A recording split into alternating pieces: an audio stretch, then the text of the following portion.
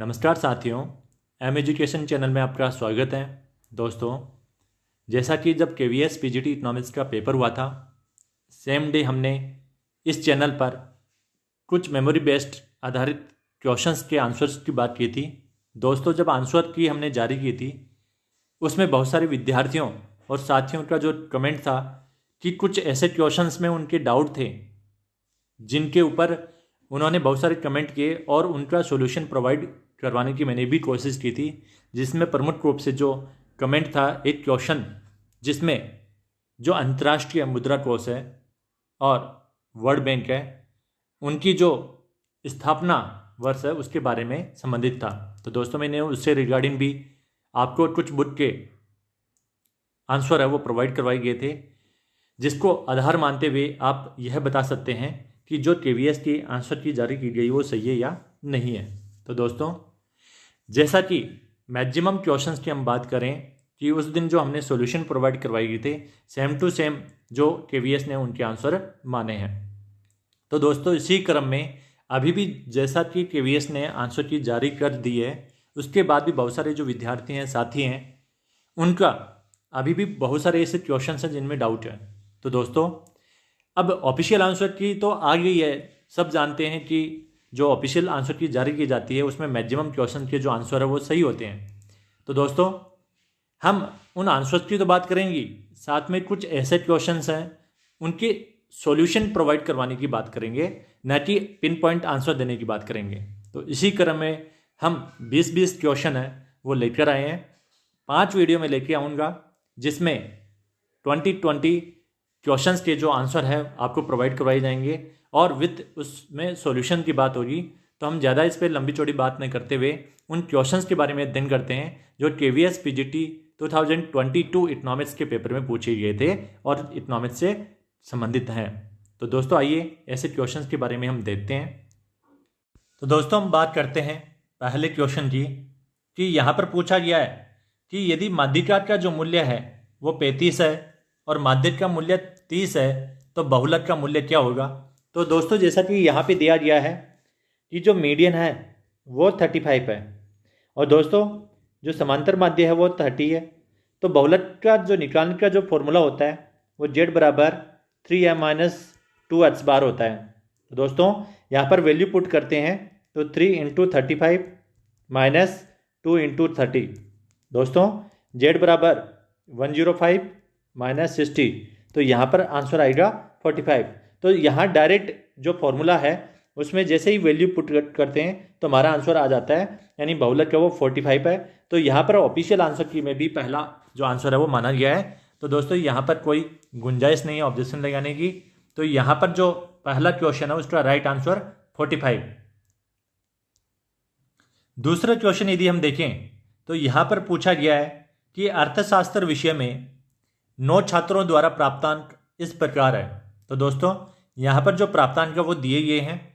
पहला जो अंक है वो 50 है, 58, 62, 63, 66, 69, 71, 72, 75। दोस्तों, हमें पूछा है माध्यिका यानी मीडियन पूछा गया है। तो दोस्तों, जैसा कि आप जानते हो कि जब मीडियन निकाला जाता है तो यहाँ पर हमें जो डेटा दिया गया है वो 9 स्टूडेंट के प्राप्तांक दिए गए हैं, यानी इंडिविजुअल सीरीज दी गई है। यहाँ पर इंडिविजुअल सीरीज को जब अरेंज करेंगे या तो असेंडिंग ऑर्डर में या डिसेंडिंग ऑर्डर में, तो यहाँ पर जो बीच की जो वैल्यू रहेगी उसका जो मान है वो मीडियन कहलाता है। तो दोस्तों, यहाँ पर हम बात करते हैं तो यहाँ पर जो हमें वैल्यू दी गई वो एक सीक्वेंस क्रम में ही दी गई है दोस्तों। तो यहाँ पर जो 9 हमारे जो n है वो कितना है, 9 है। और फॉर्मूला जो निकलता है इंडिविजुअल सीरीज या जो डिस्क्रीट सीरीज है उसमें जो मीडियन निकालने का फॉर्मूला है n+1/2th आइटम। दोस्तों, यदि ये कंटिन्यूस सीरीज होती है, यहाँ पे एक रेंज बाउंड में यदि डेटा दिया हुआ होता तो उसका जो फॉर्मूला होता वो n/2th आइटम होता। तो दोस्तों, यहाँ पर इंडिविजुअल सीरीज है तो इंडिविजुअल सीरीज और डिस्क्रीट सीरीज में जो फॉर्मूला है वो हम यूज़ करते हैं n+1/2th आइटम। तो दोस्तों, यहाँ पर n कितना है, 9+1/2th आइटम, यानी 10/2th आइटम, यानी 5th आइटम। तो दोस्तों, यहाँ पर जो 5th आइटम है तो यहाँ पर देखते हैं हम 1st, 2nd, 3rd, 4th और 5th। तो यहाँ पे 66 है जो है वो बीच की जो वैल्यू आ रही है, यानी 5th जो क्रम में है उसमें हमारा जो आंसर है वो आ रहा है 66। तो यहाँ पर ऑप्शन में हमें दिया हुआ है 66। तो यहाँ पर इसका जो आंसर है 2 नंबर का आंसर इसमें हो जाएगा, यानी 66 इसका आंसर आएगा। ऑफिशियल आंसर की में भी यही आंसर दिया गया है। तो दोस्तों यह भी ऑब्जेक्शन लगाने लायक क्वेश्चन नहीं है। अब बात करते हैं हम नेक्स्ट क्वेश्चन की। तो यहाँ पर नेक्स्ट क्वेश्चन पूछा गया है कि 100 विद्यार्थियों के अंकों का मध्य 50 पाया गया है। बाद में पता चला कि एक अंक को 55 के बजाय गलती से 85 समझा गया था, तो मध्य का सही मूल्य क्या है? तो दोस्तों यहाँ पर हमें निकालना कि जो सही माध्य है वो क्या होगा। गलती से एक अंक के बजाय गलती से दूसरा अंक पढ़ लिया गया है। तो दोस्तों यहाँ पर हम बात करते हैं कि 100 विद्यार्थी हैं, यानी n हमारे पास में है 100, और माध्य जो अंक है यानी x बार है वो 50 है। तो दोस्तों यहाँ पर 50 हो गया। अब यहाँ पर बताया गया है कि एक अंक को 55 के बजाय गलती से 85 समझा गया। तो दोस्तों आप जैसा कि जानते हो, आप इस हमेशा जब भी हम क्वेश्चन पढ़ते हैं तो उसको सही ढंग से पढ़ने की आवश्यकता है। तो दोस्तों यहाँ गलती से लिखना तो था 55, पर लिखा गया कितना 85। तो दोस्तों यहाँ पर जो हम यदि 85 माइनस 55 करेंगे तो यहाँ पर 30 आएगा। तो यहाँ पर जो 30 है वो ज़्यादा हमने वैल्यू ले ली है। तो यहाँ पर यदि हम इसके आंसर की बात करें तो जो n 100 है, x बार 50 है, तो जो टोटल जो नंबर है वो संख्या क्या आ जाएगी, क्योंकि x बार का जो फॉर्मूला होता है वो समीशन x अपॉन n होता है। तो दोस्तों हमें x बार भी दिया गया है, n भी दिया गया है। तो सबसे पहले हम समीशन x निकालते हैं, तो n इंटू x बार। तो यहाँ पर दोस्तों 50 इंटू 100, यानी यहाँ पर समीशन x वो क्या हो जाएगा 5000 हो जाएगा। तो दोस्तों यहाँ पर ये वैल्यू आप ध्यान रखिएगा, मैं इसको हटा रहा हूँ, फिर उसके बाद में हम दोबारा से इसको सॉल्व करेंगे। तो यहाँ पर आप देखिए समीशन x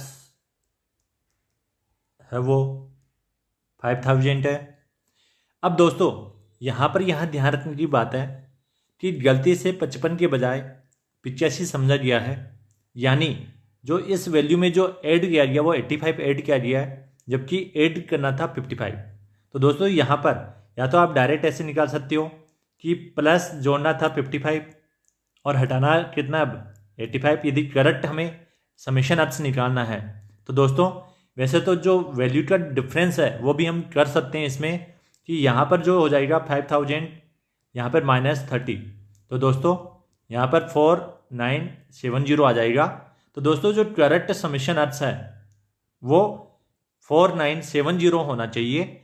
तो यहाँ पर यदि आप सही x बार निकालेंगे, यानी करेक्ट x बार निकालेंगे, तो हो जाएगा समीशन जो करेक्ट x है उसमें n का भाग देंगे। तो यहाँ पर 4970 अपॉन n कितना यहाँ पे 100। तो दोस्तों यहाँ पर 49.70 करेक्ट जो x बार है वो निकल के आ जाएगा। तो दोस्तों यहाँ पर जो हमारे पास में थर्ड ऑप्शन है उसमें 49.7 दिया हुआ है। तो दोस्तों हमारा जो करेक्ट x बार है या जो समांतर माध्य सही समांतर माध्य है वो हमारा थर्ड आंसर आएगा 49.7।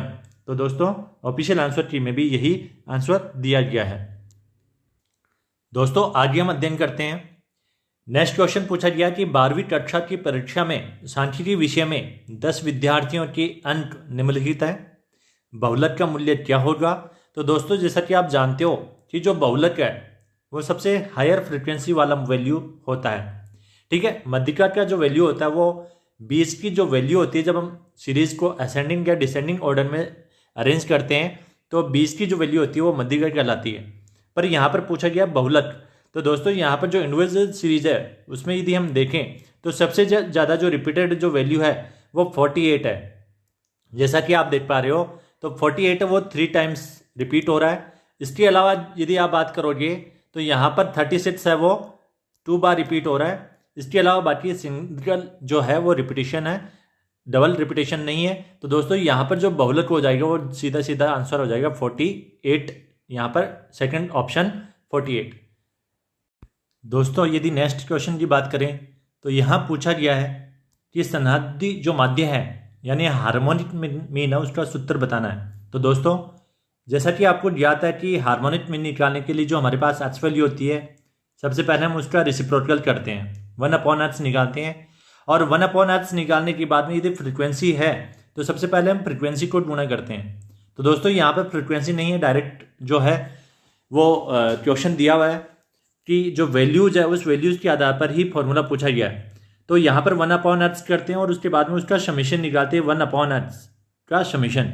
तो यहाँ पर 1/h का जो समेशन निकालने के बाद में जो फॉर्मूला हम पुट करते हैं कि समेशन 1/h/n करते हैं, ठीक है। उसके बाद में उसका रेसिप्रोकल करते हैं। तो दोस्तों रेसिप्रोकल करने पर ये जो फॉर्मूला है वो n/1/h हो जाता है। तो दोस्तों यदि हम यहाँ पर बात करें तो यहाँ पर सेकंड ऑप्शन में ये आंसर दिया गया है कि n/1/h। तो दोस्तों यहाँ पर सीधा सीधा फॉर्मूला पूछा गया था, तो यहाँ पर राइट आंसर होगा 2। नेक्स्ट क्वेश्चन की यदि हम बात करें तो क्वेश्चन पूछा गया है स्टैंडर्ड डेविएशन से रिलेटेड। डिजिट दी हुई है 10, 20, 30, 40, 50, 60, 70 और यहाँ पे पूछा गया स्टैंडर्ड डेविएशन क्या होगा। तो दोस्तों आपको जैसा कि ज्ञात है कि स्टैंडर्ड जो डेविएशन है उसको निकालने का जो फॉर्मूला होता है यहाँ पर, तो दोस्तों स्टैंडर्ड डेविएशन का जो निकालने का जो फॉर्मूला है SD बराबर होता है समेशन dh² n का रूट। तो इससे पहले जब हम SD निकालें उससे पहले हमें समेशन dh² निकालना है। तो दोस्तों dh जो निकालते हैं वो dh निकलता है h माइनस h बार से। तो दोस्तों इसके लिए हमें h बार निकालना आवश्यक है। यहाँ पर यदि आप इस सीरीज का यदि समांतर माध्य यदि आप निकालते हो तो यहाँ पर जो समांतर माध्य निकलेगा वह निकलता है h बार बराबर समेशन h/n से। तो यहाँ पर जब इन वैल्यूज़ को जब आप ऐड करते हो तो इनका जो एडिशन है वो 280 आता है और n की जो वैल्यू है वो 7 है। तो यहाँ पर जो h बार है वो फाइंड आउट होता है 40। तो दोस्तों यहाँ पर आप ये ध्यान रखिएगा। अब आपको जब dh निकालना है तो निकालता है h माइनस h बार से। तो दोस्तों अब यहीं पर इसी क्वेश्चन में जब निकालते हैं तो जो वैल्यू है 10, 20, 30, 40, 50, 60 और 70। तो दोस्तों यहाँ पर जो वैल्यू है उन वैल्यू में यदि हम dh निकालेंगे तो dh की जो वैल्यू निकलती है वो h माइनस h बार निकलती है और h बार की जो वैल्यू है वो क्या है 40 है। तो दोस्तों यहाँ पर 10 माइनस 40 कितना आएगा आपका माइनस का 30 आएगा, फिर माइनस के 20, फिर माइनस के 10, 0, 10, 20 और 30। तो इस प्रकार से ये जो डिजिट आती है वो क्या निकली है dh निकली है। दोस्तों यहाँ पर हमें निकालना है dh²। तो यहाँ पर जब dh² निकालेंगे तो यहाँ पर -30 इंटू -30 कितना हो जाएगा 900, 400, 100, 0, 100, 400 और 900। जब दोस्तों हम इन सभी की जो वैल्यू निकालेंगे इनको ऐड करेंगे तो समेशन dh² निकल के आएगा और इसकी वैल्यू निकलेगी 2800। तो दोस्तों आपको ये वैल्यू ध्यान में रखनी है, मैं इसको हटा रहा हूँ। तो यहाँ पर जो समेशन dh² है वो यहाँ पर आया है 2800। अब दोस्तों यहाँ पर स्टैंडर्ड डेविएशन निकालने का जो फॉर्मूला है वह है समेशन dh² का रूट। तो दोस्तों यहाँ पर 2800/7 का रूट निकालना है, यहाँ पर आ जाएगा 400 का रूट निकालना है, तो यहाँ पर जो वैल्यू आएगी 20। तो दोस्तों स्टैंडर्ड जो डेविएशन हमें पूछा गया है, मानक विचलन पूछा गया है, वो क्या आएगा आंसर 20। तो ऑफिशियल आंसर की में भी यही आंसर है। अब बात करते हैं नेक्स्ट क्वेश्चन की। तो यहाँ पर पूछा गया है कि जो समय उत्क्रमणीयता परीक्षण है संतुष्ट करता है। तो दोस्तों यहाँ पर सीधा सीधा क्वेश्चन पूछा गया है, जब आप फिशर की जो इंडेक्स पढ़ते हो तो फिशर के जो इंडेक्स में जो क्वेश्चन है दो प्रकार से वह परीक्षण को संतुष्ट करता है। एक होता है समय उत्क्रमणीयता परीक्षण और दूसरा होता है तत्व उत्क्रमणीयता परीक्षण। तो दोस्तों यहाँ पर समय उत्क्रमणीयता परीक्षण की बात की गई है, तो यहाँ पर जो आंसर आएगा वो डायरेक्ट ही 3 नंबर का option P01 into P10 equal to 1 है।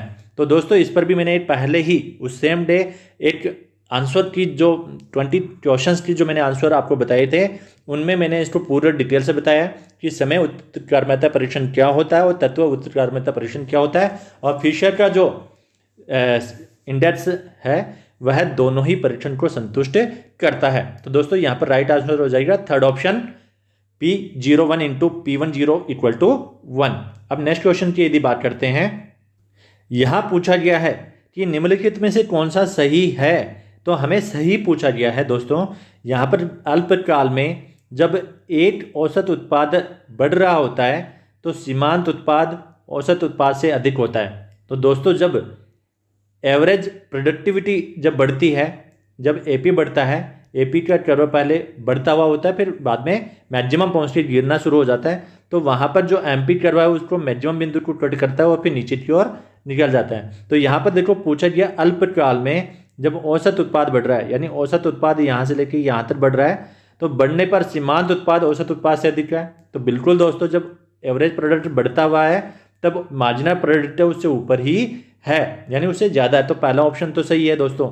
यहाँ पर यदि हम बात करते हैं सेकंड ऑप्शन की, तो यहाँ जो सेकंड ऑप्शन है दिया हुआ है औसत उत्पाद सीमांत उत्पाद से पहले घटना शुरू हो जाता है। तो दोस्तों जैसा कि डायग्राम हमने बनाया था एपी और ये एमपी, तो दोस्तों यहाँ पर दिया हुआ है सेकंड ऑप्शन में कि औसत उत्पाद सीमांत उत्पाद से पहले घटना शुरू हो जाता है। तो दोस्तों ये बोल रहा है कि औसत उत्पाद वो एमपी से पहले घटना शुरू हो जाता है। तो दोस्तों यहाँ पर नहीं है, एमपी जो है पहले कम हो रहा है, एपी के मैक्सिमम बिंदु पर जब पहुंचता है और फिर उसके बाद में एपी घटना शुरू होता है तो उससे पहले ही एमपी घटना शुरू हो जाता है। तो दोस्तों दूसरा ऑप्शन गलत हो जाता है। तो यहाँ पर जो ऑप्शन में दिया गया है उसके आधार पर पहला ऑप्शन सही है कि केवल ए ही ऑप्शन सही है, बी ऑप्शन गलत है। तो यहाँ पर जो ऑप्शन आपको दिखाई दे रहे हैं उसमें केवल पहला ही जो आंसर है वो फुलफिल हो रहा है, तो इसलिए इसका आंसर ए आएगा और यह ऑफिशियल आंसर की में दिया गया है। अब आगे बात करते हैं निम्नलिखित में से कौन सा सही नहीं है।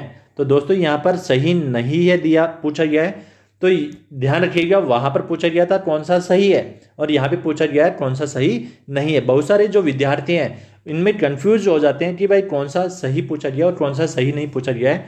तो आपको क्वेश्चन को ध्यान से पढ़ने की बहुत ही जरूरत है। अब यहाँ पूछा गया है कौन सा सही नहीं है, तो यहाँ जो टीएफसी पहला ऑप्शन यदि बात करें तो टीएफसी बराबर एएफसी इंटू क्वांटिटी दी हुई है। तो दोस्तों जब हम एएफसी निकालते हैं तो एएफसी बराबर होता है टीएफसी अपॉन क्वांटिटी। अब यहाँ पर दिया गया कि टीएफसी बराबर एएफसी, तो यहाँ पर इस क्यू को इधर मल्टीप्लाई कर दिया जाता है तो फॉर्मूला पहला वाला बन जाता है, इसका मतलब पहला सही है। तो पूछा गया सही नहीं है तो ये हमारा आंसर नहीं आएगा, ये तो एकदम सही करेक्ट है। दूसरा है एवीसी बराबर टीवीसी अपॉन आउटपुट। तो यहाँ पर जब एवीसी हम निकालते हैं तो एवीसी का सीधा सीधा फॉर्मूला टीवीसी अपॉन क्वांटिटी होता है, तो दूसरा भी सही आंसर है। दोस्तों यहाँ पर दिया गया है कि शॉर्ट टर्म का जो एवरेज कॉस्ट कर्व है वो बराबर होता है एवीसी प्लस एएफसी के। तो दोस्तों बिल्कुल जो एसएससी है वो इक्वल होता है एवीसी प्लस एएफसी के।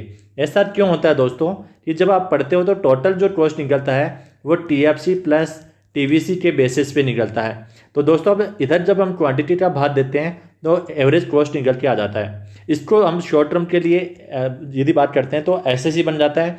यहाँ पर भी क्वांटिटी का हमें भाग देना पड़ता है, जब हम लेफ्ट साइड में देते हैं तो राइट साइड में भी भाग देना पड़ता है। तो इसलिए जो टीएफसी अपॉन क्यू है वो एएफसी हो जाता है और प्लस में जो टीवीसी अपॉन क्यू है वो एवीसी हो जाता है। तो थर्ड ऑप्शन भी जो है वो करेक्ट ऑप्शन है। यहाँ पर जो फोर्थ जो ऑप्शन दिया गया है एसएमसी बराबर टीसी अपॉन क्वांटिटी। तो दोस्तों टीसी अपॉन जो क्वांटिटी होती है वो एवरेज कॉस्ट का फॉर्मूला होता है, न कि मार्जिनल कॉस्ट का। मार्जिनल कॉस्ट का जो फॉर्मूला होता है वो डेल्टा टीसी अपॉन डेल्टा क्यों होता है। बहुत सारे विद्यार्थियों का कमेंट आता है कि सर ये आंसर की में गलत बताया गया है, पर दोस्तों यहाँ पर जो आंसर की जारी की गई है ऑफिशियल आंसर की, इसमें फोर्थ ऑप्शन को ही सही माना गया है। और फोर्थ ऑप्शन इसीलिए सही माना गया है कि बहुत सारे जो विद्यार्थी हैं इन छोटे छोटे जो कॉन्सेप्ट है, क्योंकि जब हम पेपर करते हैं तो जल्दीबाजी में पेपर हम कुछ और पढ़ लेते हैं, पर यहाँ पर दोस्तों यहाँ पर टीसी अपॉन क्वांटिटी यानी एवरेज कॉस्ट दिया हुआ है, तो यहाँ पर मार्जिनल कॉस्ट के बराबर कैसे होगा। तो क्योंकि फॉर्मूला जो मार्जिनल कॉस्ट का जो होता है वो डेल्टा टीसी अपॉन डेल्टा क्यों होता है। तो दोस्तों इसलिए ऑफिशियल आंसर की में जो फोर्थ ऑप्शन है वो आंसर दिया गया है, तो हम उसको चैलेंज करते हैं तो वो रद्द हो जाएगा, वो पैसे लगाने वाली बात हो जाएगी। नेक्स्ट क्वेश्चन की यदि हम बात करें तो हमें दिया गया एक क्रॉप डगलस उत्पादन फलन दिया गया है। दोस्तों इस पर भी मैंने ऑफिशियल जो आंसर की जारी हुई थी उससे पहले ही मैंने इस पे एग्जाम के दिन आंसर की जारी की थी, उसमें इसके ऊपर मैंने बात की थी। दोस्तों यहाँ पर भी एक कन्फ्यूजन क्रिएट हो रहा है और यहाँ पर बिल्कुल लगाया जा सकता है, आंसर की में चैलेंज किया जा सकता है। यहाँ पर क्यों किया जा सकता है उसकी भी बात करते हैं। दोस्तों जब हम क्रॉप डगलस उत्पादन फलन के बारे में पढ़ते हैं तो वहाँ पर क्वांटिटी बराबर ए एल अल्फा के बीटा के बारे में पढ़ा जाता है। दोस्तों जब अल्फा प्लस बीटा इकाई से यदि होता है तो पैमाने के वर्तमान प्रतिफल प्राप्त होते हैं। ए प्लस अल्फा प्लस बीटा जो इक्वल यदि 1 है तो इकाई के बराबर हमें पैमाने का जो प्रतिफल है वो या स्थिर प्रतिफल जिसे हम कहते हैं वो प्राप्त होता है। अल्फा प्लस बीटा यदि लेस देन 1 है तो जो पैमाने का ह्रासमान प्रतिफल है वो प्राप्त होता है। दोस्तों मैं यदि यहाँ पर इसमें पूरा यदि टॉप के बारे में यदि बात करूँगा तो यहाँ पर बहुत ही लंबा वीडियो हो जाएगा।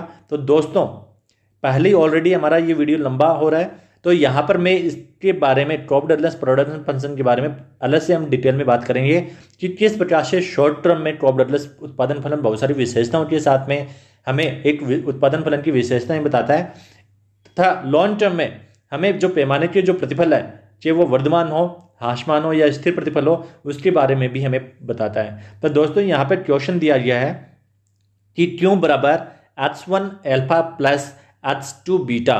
तो दोस्तों जैसा कि जब हमारा प्रोडक्शन फंक्शन यदि टॉप डगलस प्रोडक्शन फंक्शन इस रूप में होता है तो यदि एम एल और के स्थान पर यदि हम उन साधनों को डबल कर देते हैं तो यहाँ पर क्यों बराबर ए 2l की पावर अल्फा और 2k की पावर बीटा। जब हम इनको सॉल्व करते हैं तो यहाँ पर as it is A L alpha और के बीटा तो आ ही जाएगा, साथ में 2 की पावर अल्फा प्लस बीटा हो जाएगा। तो दोस्तों यहाँ पर तो आप कह सकते हो कि जब अल्फा प्लस बीटा यदि h से ज़्यादा है तो यहाँ पर पैमाने के वर्तमान प्रतिफल प्राप्त होंगे, यानी जब डबल साधन करेंगे तो हमें उत्पादन डबल से ज़्यादा प्राप्त होगा। पर दोस्तों यहाँ पर क्वेश्चन में जो पूछा गया है वो क्वेश्चन में पूछा गया है कि क्वांटिटी है वो H1 की पावर अल्फा प्लस H2 की पावर बीटा है। दोस्तों यदि आप साधन को डबल करते हो तो यहाँ पे 2H1 की पावर अल्फा हो जाएगा और 2H2 की पावर बीटा हो जाएगा। दोस्तों जब हम इसे ओपन करते हैं तो यहाँ पर आपको H1 की पावर अल्फा और 2 की पावर अल्फा प्लस 2 की पावर बीटा और H2 की पावर बीटा हो जाएगा। पर दोस्तों यहाँ पर प्लस का साइन दिया हुआ है, तो यदि आप कॉमन भी लेते हो तो हमें 2 की पावर की जो अल्फा और 2 की पावर की जो बीटा है उसमें कौन सी वैल्यू ज़्यादा है वो हमें पता होना चाहिए, क्योंकि यहाँ पर केवल हमें अल्फा प्लस बीटा की वैल्यू इकाई से अधिक दी हुई है। तो दोस्तों इस बेसिस पर हम इसको आंसर नहीं बता सकते। तो यहाँ पर मेरे अकॉर्डिंग मैंने पहले भी आपको बताया था कि मेरे जो अकॉर्डिंग है यहाँ पर फोर्थ आंसर आना चाहिए कि सूचना के आधार पर निर्धारित नहीं किया जा सकता, पर क्योंकि ऑफिशियल आंसर की में पहला ऑप्शन करेक्ट माना गया है क्यों, तो इस आधार पर यदि हम चैलेंज करना चाहिए तो इसको चैलेंज कर सकते हैं। पर दोस्तों मैंने भी काफ़ी गूगल पे भी सर्च करने का प्रयास किया, बुक में भी देखने का प्रयास किया, यहाँ पर ये क्वेश्चन मुझे नहीं मिला। तो हो सकता है यदि आपको यह आंसर यदि कहीं पे मिलता है तो आप मुझे सेंड कर सकते हैं। आगे हम नेक्स्ट क्वेश्चन की बात करें तो यहाँ पर हमें पूछा गया है कि एक रेक्टेंगुलर हाइपरबोला मानवक्र में मान की कीमत लोच क्या होती है। तो दोस्तों यहाँ पर आपको पता है कि जब रेक्टेंगुलर हाइपरबोला होता है डिमांड कर्व है तो वो इस शेप में होता है और इसकी प्रत्येक बिंदु पर जो इलास्टिसिटी ऑफ प्राइस है या प्राइस इलास्टिसिटी है वह इकाई के बराबर होती है। तो यहाँ पर डायरेक्ट आंसर थर्ड ऑप्शन हो जाएगा, इकाई लोचदार। तो दोस्तों यहाँ पर सीधा क्वेश्चन पूछा गया है। अब हम बात करते हैं नेक्स्ट क्वेश्चन की। तो मान की तिरछी लोच का सही सूत्र पूछा गया है। तो दोस्तों यहाँ पर आपको पता है कि जो डिमांड फंक्शन होता है, यदि एच गुड्स के बारे में हम बात करते हैं तो जो डिमांड फंक्शन होता है वो जो होता है स्वयं की प्राइस के ऊपर है, वो डिपेंड करता है। अदर गुड्स की प्राइस पे भी डिपेंड करता है, वो कॉम्प्लीमेंट्री गुड्स हो सकती है, सब्सटीट्यूट गुड्स हो सकती है। इसके अलावा वह इनकम पे डिपेंड करता है। इसके अलावा बहुत सारी और पॉइंट्स पे, इंटरेस्ट आदि पे, रीति रिवाज, इन पे डिपेंड करता है। तो दोस्तों यहाँ पर जो हमारा फंक्शन है डिमांड फंक्शन, यदि हम इस खुद की गुड्स की जो प्राइस है उसका इम्पैक्ट यदि हम डिमांड पे देखना चाहिए, मेजरमेंट करना चाहिए कि एक्स गुड्स की प्राइस में इतना परसेंट चेंज आने पर डिमांड में कितना परसेंट चेंज आता है, तो उसे हम प्राइस इलास्टिसिटी कहते हैं। तो दोस्तों प्राइस इलास्टिसिटी को हम ईपी से डिनोट करते हैं। दोस्तों यदि हम दूसरी गुड्स की जो बात करते हैं कि या सब्सटीट्यूट गुड्स है और कॉम्प्लीमेंट्री गुड्स है, यदि उन कीमत में यदि परिवर्तन आता है तो उससे अनदर वस्तु की डिमांड में जो परिवर्तन आएगा उसको हम क्रॉस इलास्टिसिटी में पढ़ते हैं। और जब इनकम का इफेक्ट हम डिमांड पे देखना चाहते हैं कि यदि इनकम बढ़ रही है तो उससे डिमांड में क्या चेंजेस आ रहा है, तो उसको हम इनकम इलास्टिसिटी के रूप में अध्ययन करते हैं। तो दोस्तों यहाँ पर जो क्वेश्चन दिया गया है, यहाँ पर पूछा गया है कि मान की तिरछी लोच का सही सूत्र बताना है। तो दोस्तों तिरछी लोच का सूत्र है अनदर गुड्स की प्राइस में यदि चेंज आता है प्रतिशत परिवर्तन, तो उससे जो एक्स गुड्स की क्वांटिटी में जो प्रतिशत परिवर्तन है उसको हमें फाइंड आउट करना है। तो दोस्तों यहाँ पर यदि हम फॉर्मूले की बात करें तो यहाँ पर जो क्वांटिटी एक्स, देखो आप यहाँ पर सभी में क्वांटिटी एक्स दे सकते हो, ठीक है। तो इसका मतलब अनदर गुड्स की प्राइस में चेंज आना चाहिए। तो यहाँ जो ऑप्शन फर्स्ट है उसमें दिया गया है delta q x upon delta p x into p y upon q x. तो यहाँ पर दोस्तों पी एक्स दे दिया गया है, जो चेंज इन प्राइस है वो सेम गुड्स की प्राइस दी गई है, तो यहाँ पर पहला ऑप्शन गलत हो जाएगा। तो दोस्तों यहाँ पर आपका जो पहला ऑप्शन है वो गलत है। दूसरा ऑप्शन की यदि हम बात करें तो यहाँ पर डेल्टा क्यू एक्स है और नीचे क्यू एक्स है, ये सही है। यहाँ पर पी वाई है और यहाँ पर डेल्टा पी वाई है। तो दोस्तों यहाँ पर यह फॉर्मूला सही है। तो दोस्तों यहाँ पर जो आंसर आएगा सेकंड ऑप्शन। अब तीसरे ऑप्शन की भी यदि बात करें तो आप यहाँ पर भी देख सकते हैं कि डेल्टा क्यू एक्स दिया गया है और यहाँ पे ऊपर क्यू एक्स दे दिया गया है। तो दोस्तों जो सही फॉर्मूला होता है वो delta q x upon q x into p y upon delta p y होता है। तो यहाँ पर क्यू एक्स ऊपर दे दिया गया है, तो यहाँ पर ये आंसर भी गलत है। और यदि आप यहाँ बात करोगे तो यहाँ पर भी ऊपर है, तो साफ साफ आप शब्दों में दे सकते हैं। यहाँ ऑप्शन को देख के ही नीचे वाले दो ऑप्शन तो आप देते ही आप गलत कर दोगे, और यहाँ पर इसमें जब कंफ्यूज होते हो तो आपको यहाँ देखना चाहिए कि यहाँ पर डेल्टा पी एक्स दिया हुआ है। तो दोस्तों यहाँ पर जो राइट आंसर होगा वो सेकंड ऑप्शन होगा। अब हम नेक्स्ट क्वेश्चन की यदि हम बात करें तो पूछा गया कि निम्नलिखित में से कौन सा सही नहीं है। तो दोस्तों यहाँ इसमें यदि दोस्तों हम बात करें तो पहला जो ऑप्शन हमें दिया गया बजट इक्वेशन का, तो दोस्तों यहाँ पर बजट इक्वेशन का एज इट इज फॉर्मूला है p x into x plus p y into y बराबर एम।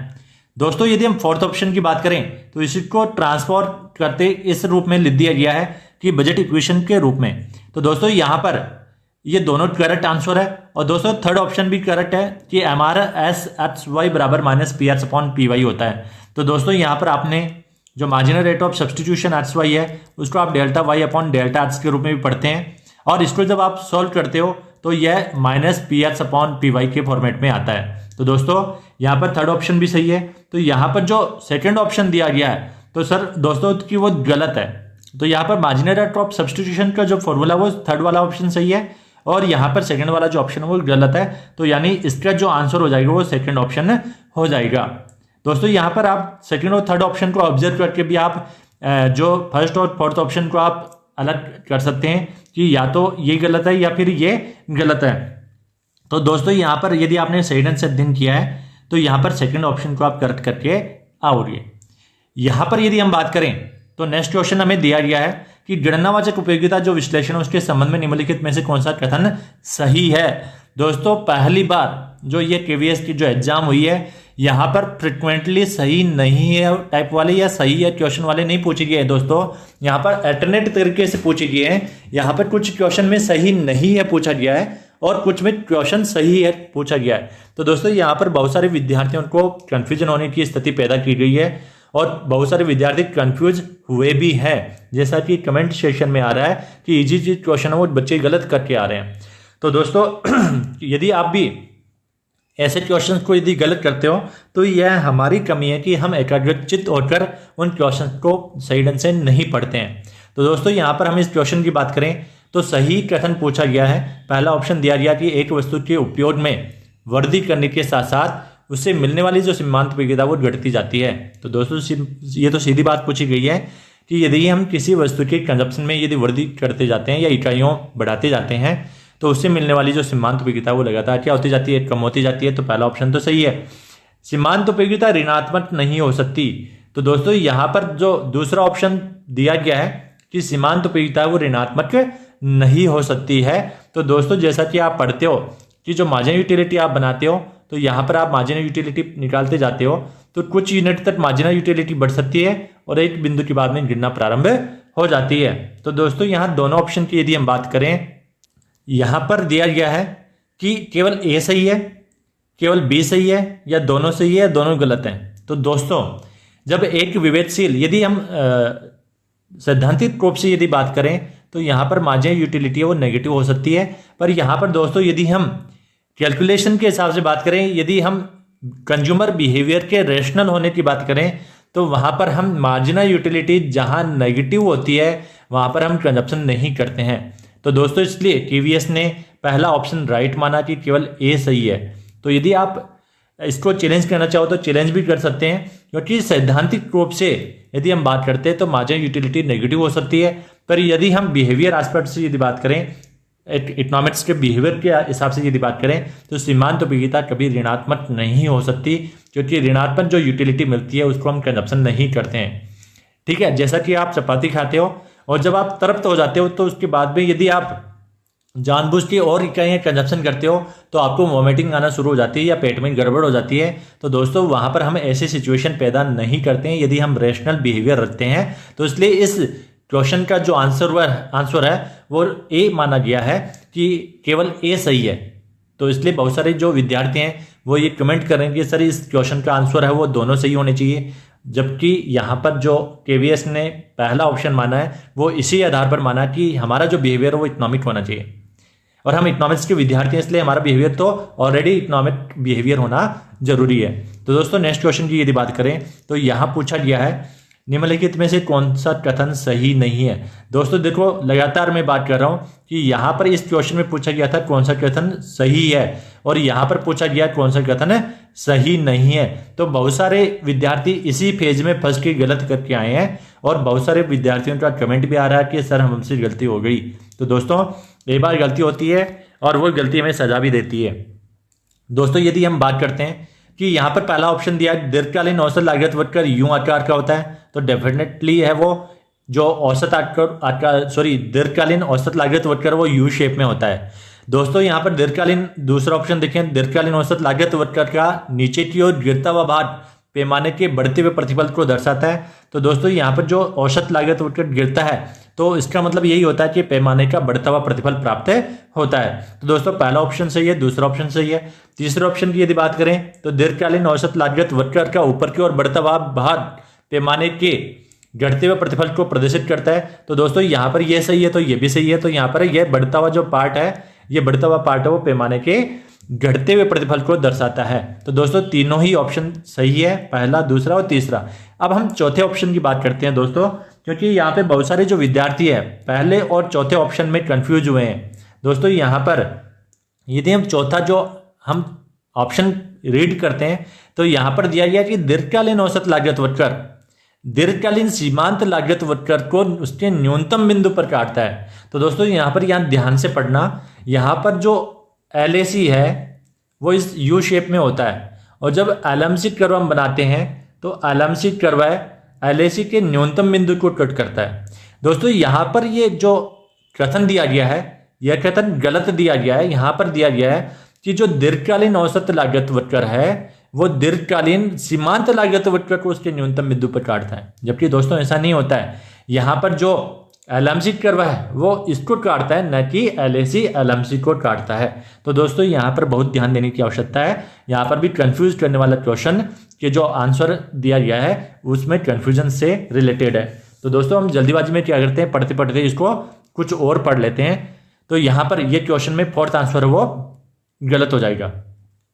यहाँ पर हम बात करते हैं कि जब पूर्ण प्रतियोगिता की सिचुएशन होती है तो उस संदर्भ में भी कौन सा कथन सही नहीं है दिया गया है। तो यहाँ पर सीमांत आगम, देखो पूर्ण प्रतियोगिता की अवस्था में कीमत वो AR के बराबर होती है और ये MR के बराबर होती है।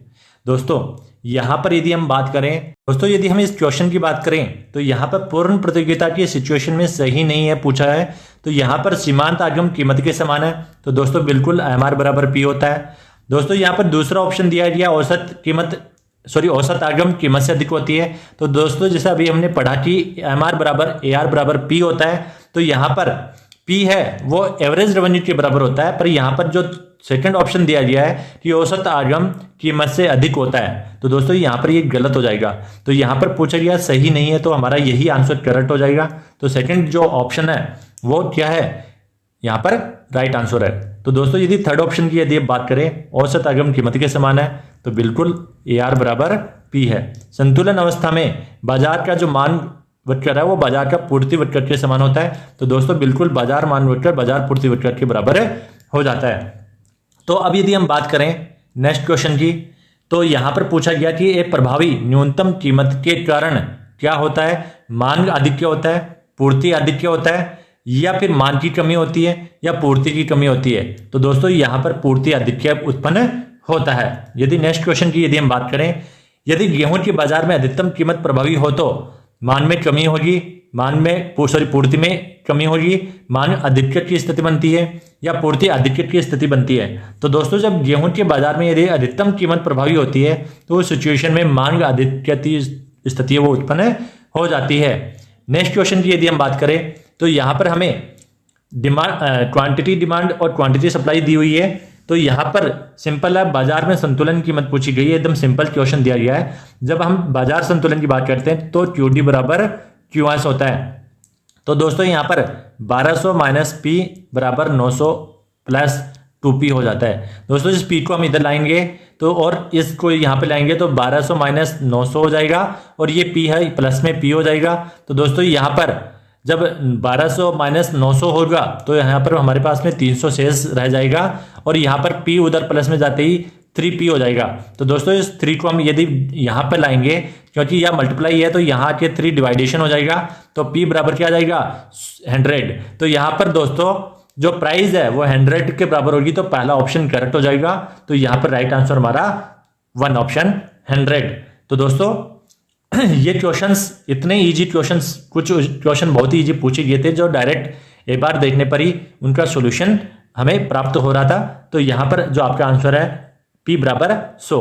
नेक्स्ट क्वेश्चन की यदि हम बात करें, यहां पर दिया गया दोस्तों कि यदि एक वस्तु पर कुल व्यय उस वस्तु की कीमत की विपरीत दिशा में चले तो कीमत लॉस होगी। तो दोस्तों जैसा कि यहां पर जो प्राइस इलास्टिसिटी है उस चैप्टर से क्वेश्चन पूछा गया है और एक्सपेंडिचर के बेसिस पे पूछा गया है। तो दोस्तों यहां पर दिया गया है कि यदि कुल व्यय जो टोटल जो एक्सपेंडिचर है वो एक्सपेंडिचर यदि वस्तु की जो प्राइस है उसकी विपरीत दिशा में चले, ये दोनों एक दूसरे की विपरीत दिशा में चले, यानी प्राइस यदि रिड्यूस होती है तो एक्सपेंडिचर बढ़ जाता है और प्राइस यदि बढ़ती है तो एक्सपेंडिचर रिड्यूस हो जाता है। तो दोस्तों यह जो इकाई से जो अधिक लोचदार जब होती है तो उस सिचुएशन में यह होता है। तो दोस्तों यहाँ पर जब प्राइस यदि रिड्यूस होती है तो एक्सपेंडिचर कब बढ़ेगा, जब आप क्वांटिटी को बढ़ा दोगे और जिस रूप में प्राइस है वो कम रिड्यूस हो रही है उससे ज्यादा मात्रा में आप क्वांटिटी में चेंज लाओगे। तो यहाँ पर जो इलास्टिसिटी के बारे में जो पूछा गया है वो सेकंड ऑप्शन आपका हो जाएगा 8 से अधिक। तो दोस्तों मुझे आशा कि जो 20 क्वेश्चंस हम लेकर आए हैं और विद सॉल्यूशंस की बात की गई है। दोस्तों आंसर की जारी करना एक अलग चीज होती है और उसका सॉल्यूशन प्रोवाइड करवाना अलग चीज होती है। तो बहुत सारे जो विद्यार्थी हैं इससे लाभान्वित हों कि आगे जो आने वाले कॉम्पिटिटिव एग्जाम है उसमें वो गलतियां नहीं करें जो इस एग्जाम में गलतियां करके आए हैं। और यह वीडियो बनाने का पर्पज इसलिए भी है क्योंकि बहुत सारे विद्यार्थियों का अभी भी कमेंट आ रहा है कि सर ये क्वेश्चन का आंसर केवीएस ने गलत दिया है। तो मैंने जितने भी क्वेश्चंस देखे हैं उसमें मैक्सिमम क्वेश्चंस पे है जो केवीएस ने जो आंसर जारी की गई है वो बहुत ही स्ट्रिक्ट आंसर की जारी की गई है। पर फिर भी आप जो विद्यार्थी कंफ्यूज्ड हैं, आप इस वीडियो को देख के इस वीडियो में से जो जितना सॉल्यूशन मैंने प्रोवाइड करवाने की कोशिश की है उसके आधार पर आप अपना खुद का विवेक इस्तेमाल कीजिए और आप उन सॉल्यूशंस को देखिए क्या ये केवीएस के द्वारा जो आंसर की जारी की गई है वो कितनी हद तक सही है। तो दोस्तों अभी तक मुझे केवल एक ही क्वेश्चन में जो आपत्ति लगी वो आपके उस क्वेश्चन पर लगी है जिसमें जो टॉप प्रोडक्शन फंक्शन है उसके बारे में पूछा गया था। तो दोस्तों यहां पर जो ये वाला क्वेश्चन है इस पर मुझे लग रहा है कि आपत्ति है वो जो विद्यार्थी हैं उन्होंने लगाई होगी।